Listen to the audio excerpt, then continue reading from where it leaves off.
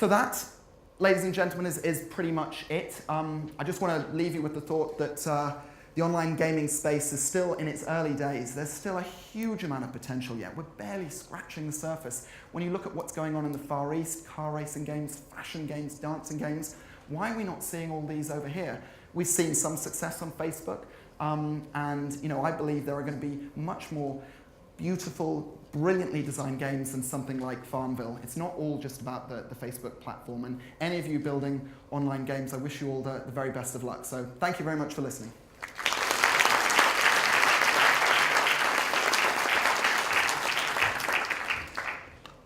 So I have a first question, but I want you all to think it's a fantastic presentation. Thank you so much, Michael. I'm going to ask you a rude question. You just say, no, we never answer that, but I'm going to ask you anyway, because I'm asking this one. What is the conversion rate between people who are there and not paying and people who tip over? Oh, I always get asked that question, and if you were to answer it once, you never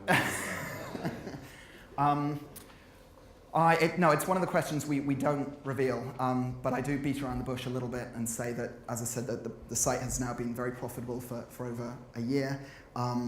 Gross margins are 90%.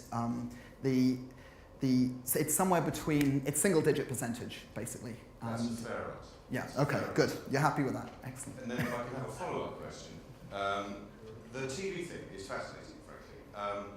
Do you think that just drove initial awareness and they went for it straight away, or do you think it sort of provided some sort of credibility and tipping point that brought people who were already talking and thinking about it, or maybe even their parents, into believing it and added sort of the credibility of the whole project?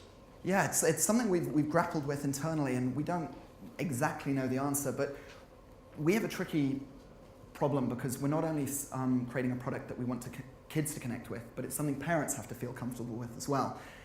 And so TV allowed us to speak to both audiences often at the same time. And we think it just sparked conversations, and it allowed kids that were already playing Moshi to show their parents what we were all about and increase trust. So I think it's a medium that worked very well for both the audiences that we're targeting. And I think obviously TV is fascinating, not just from an advertising perspective, but as I said during the speech, we're looking at creating an online TV show that will basically bring the world to life with a presenter against a green screen. And we can do it on a weekly basis for just a few £1,000s an episode and put it live on YouTube or feature it on our site. We don't have to deal with broadcasters. We don't have to wait for years and years of lead time and millions of pounds on animation budgets.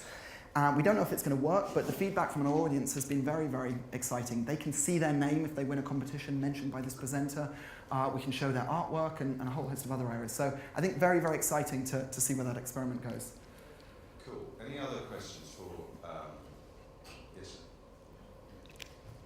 sir. Sorry. I'm just projected if you want. Yeah, we like watching your own spring. All right. Thanks.